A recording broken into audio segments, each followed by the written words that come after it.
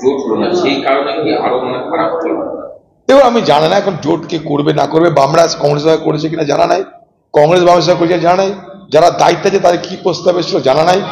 তবে আমি যতদিন ছিলাম আমি 2016 সালে অবশ্যই জোট করেছিলাম, আমি তো অস্বীকার করছি না। এবং সেই জোটে সেদিন তৃণমূলের অবস্থা খারাপ করে দেওয়া হয়েছিল। সেদিন যদি আরএসএস বিজেপি তৃণমূলকে সমর্থন না করতো, এই বাংলায় 2016 সালে পরিবর্তন হতো।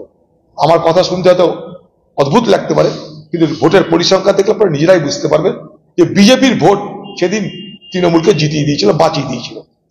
না তো সেদিনই গল্প শেষ হয়ে গেছিল বাংলায় তৃণমূল রাজত্বে।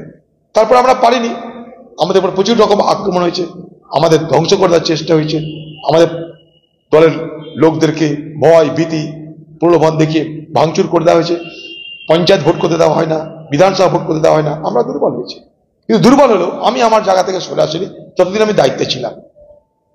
আমি এখন দায়িত্বে নেই, এ কথা যারা দায়িত্ব আছে তাদেরকে জিজ্ঞেস করবেন, ঠিক আছে।